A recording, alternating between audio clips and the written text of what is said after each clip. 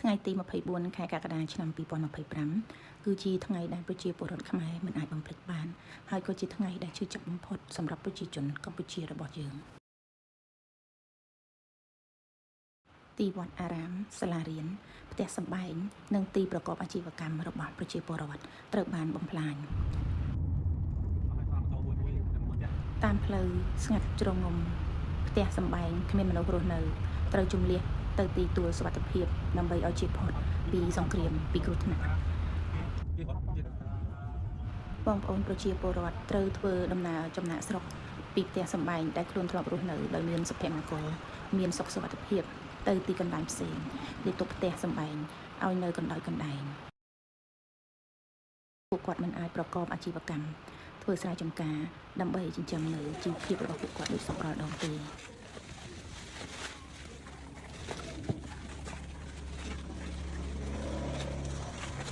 ពេលដែលក្រុមការងាររបស់យើងបានទៅដល់ទីនោះជាក់ស្ដែងទើបយើងមើលឃើញថាពិតជាគួរឲ្យសង្វេគនិងអាណិតទៅដល់បងប្អូនប្រជាពលរដ្ឋ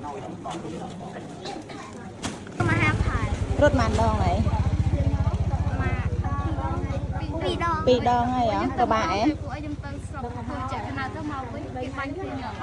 ចំណែកឯក្រុមការងាររបស់យើងក៏បាននាំយកនៅកញ្ចប់អាហារនិងសម្ភារៈដែលជាតម្រូវការរបស់បងប្អូនប្រជាពលរដ្ឋនៅឯតាមជីដែនដើម្បីជួយផ្គត់ផ្គង់សម្រាប់ការប្រើប្រាស់មួយរយៈពេលពួកគាត់ពិតជាមានអំណរនិងសេចក្តីសប្បាយចិត្តនៅពេលដែលឃើញក្រុមការងារបានចុះទៅជូននៅសម្ភារៈទាំងអស់សម្រាប់ពួកគាត់សម្ភារៈនិងអំណោយមួយចំនួននេះមិនអាចផ្គត់ផ្គង់ដល់ការរស់នៅរបស់ពួកគាត់ជាប្រចាំបាននោះទេដូច្នេះប្រជាពលរដ្ឋរបស់យើងទាំងអស់ពិតជាត្រូវការសន្តិភាពសន្តិសុខសម្រាប់ប្រទេសកម្ពុជាសូមជូនពរពុកម៉ែបងប្អូនជាពិសេសពូបងវីរៈកងទ័ពទទួលបានភាពជោគជ័យនិងសេចក្តីសុខសាន្តជារៀងរហូត